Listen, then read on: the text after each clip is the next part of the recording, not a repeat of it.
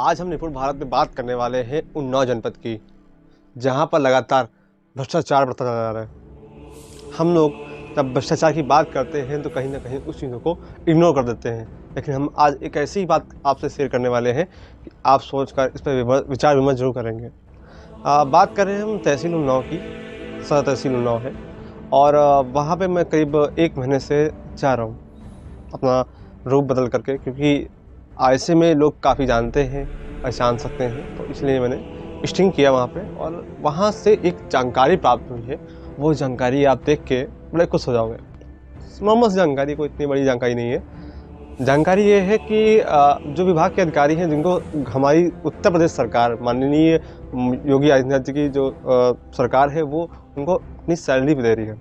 ठीक है, सैलरी उनकी जो दी जाती है, मानदेय भत्ता जो होता है वो दिया है। लेकिन जब वो आप अपना कोई कार्य कराने उनके पास जाते हैं, जैसे कि अभी आगे चर्चा करेंगे कि कौन कौन से ऑफिसेज हैं, आप जब अपना काम कराने जाएंगे वहाँ पे, तो वहाँ पे क्या बोलते हैं, साहब खर्चा दे दीजिए। वो जनता से खर्चा मांगते हैं। नमस्कार, आप देख रहे हैं निपुण भारत समाचार और हम निपुण भारत समाचार में देश में होने वाले अपराधों और भ्रष्टाचार की बात करते हैं। हमेशा की तरह हम आज एक नए विषय पर बात करने वाले हैं और वो नया विषय है उन्नाव में तहसील का विषय। तो उन्नाव में तहसील का विषय ऐसे है कि जब आप कभी कार्य करने जाएं और वहाँ के कोई अधिकारी या फिर विभागीय कर्मचारी या फिर कोई सहायक आपसे कोई खर्चे की बात करता है, तो आप क्या करेंगे वहाँ पर? ऐसे में आप अपनी नज़दीकी थाने में उसके खिलाफ कंप्लेन कर सकते हैं। ऐसे में उन्नाव का जो जिलाधिकारी है, आप उनके पास जा करके अपनी शिकायत दर्ज कर सकते हैं, या फिर माननीय मुख्यमंत्री जी का जन सुनवाई पोर्टल 1076 पे आप डायरेक्टली कॉल कर सकते हैं।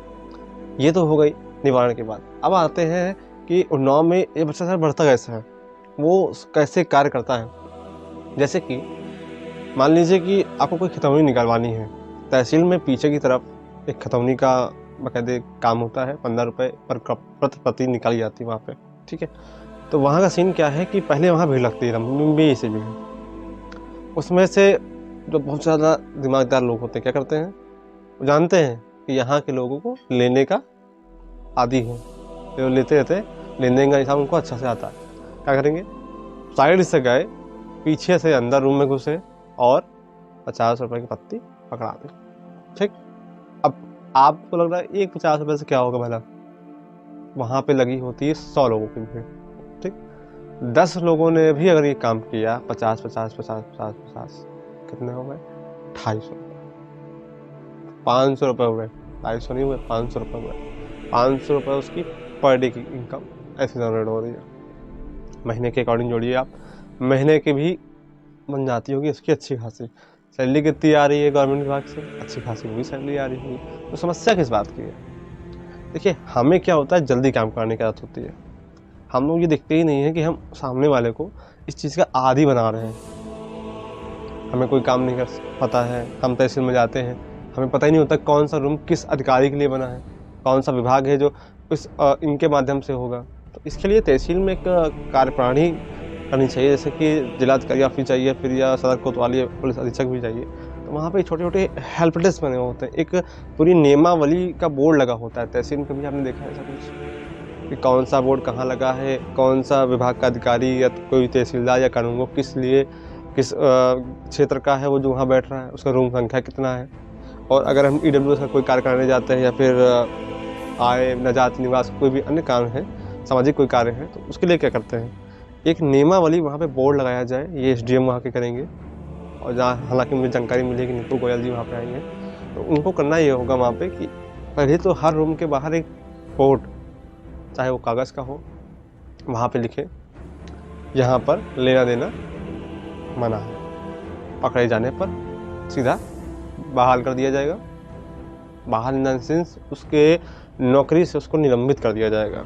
ठीक है, और ये एक कानूनी जुर्म भी है, उनको वहाँ पे लिखना पड़ेगा। आज्ञा से वो SDM भी लिख सकती हैं या फिर DM महोदय भी कर सकती है। छोटा सा ये तरीका हो गया। और भ्रष्टाचार को और ज़्यादा रोकने के लिए हमें क्या करना पड़ेगा, क्योंकि वहाँ पे एक वर्ड बड़ा फेमस चलता है, दलाली का वर्ड। उसके लिए भी हम लोगों ने एक सोल्यूशन निकाला है कि दलाली कैसे होती है। आदमी को पता ही नहीं होता कि हमें किस ऑफिस में किस काम के लिए आना है।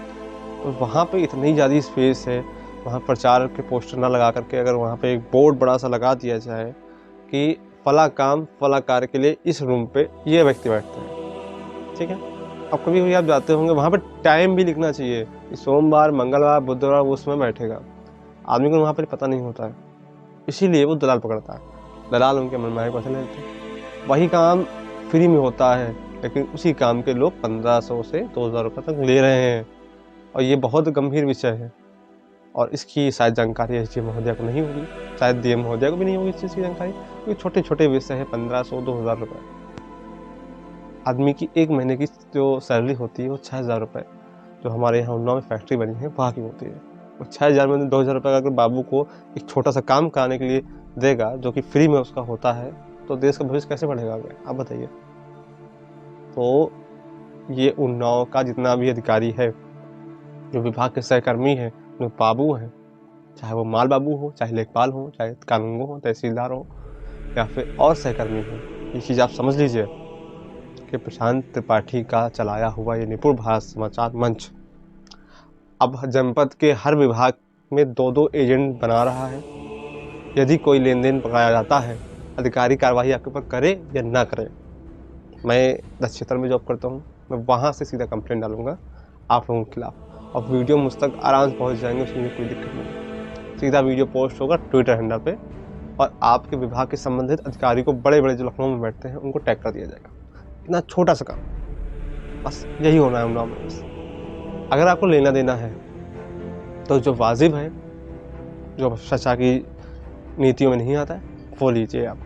कोई काम में अगर आपका जेब से पेट्रोल जा रहा है, आप सामने वाले से बोलिए भैया मुझे इतना चाहिए, लेकिन आप मुनासिब चीज़ें करें।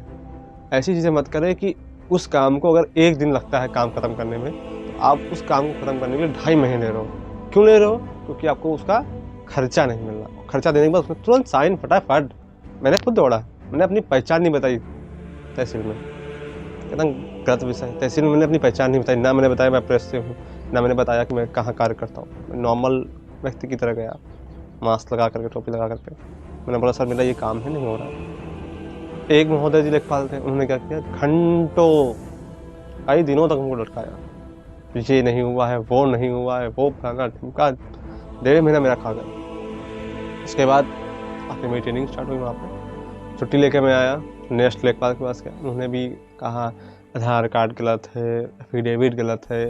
कोई गलती नहीं थी उसमें, छोटा सा बस ऊपर नीचे था, क्योंकि जो पहले लेखपाल उन्होंने किया था, क्या शायद उनको विभाग की तरफ से जानकारी नहीं होगी, वो ऐसे बिठा दिए गए होंगे, क्योंकि उन्होंने अगर एफिडेविट नहीं देखा था, आधार कार्ड नहीं देखा था, तो अपनी आँखें कैसे लगा दी। प्रश्न तो ये भी है। दूसरे लेखपाल क्या करते हैं, उसमें एक छोटी सी बात लिखते हैं, जो कि माल बाबू बताते हैं। वहाँ के माल बाबू कहते हैं कि इसमें ये नहीं लिखा है कि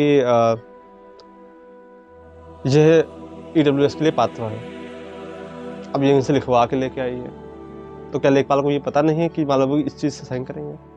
सबको चाहिए था खर्चा, मेन मोटिव था खर्चा। मैं अगर दौड़ सकता हूँ 2.5 महीने 1 दिन के काम के लिए, 1 दिन में शायद 3 घंटे उसको लगते काम खत्म करने में। और जो गवर्नमेंट का रूल है वो 7 दिन का रूल है कि EWS में 7 दिन से ऊपर नहीं जा सकता, चाहे लेखपाल कितना बिजी हो, चाहे माल बाबू कितना बिजी हो। 1 दिन में 24 घंटे होते, 24 घंटे इंटू 7 कर लीजिए आप, पढ़ाई लिखिए आप होंगे। मुझे गुस्सा आ गई।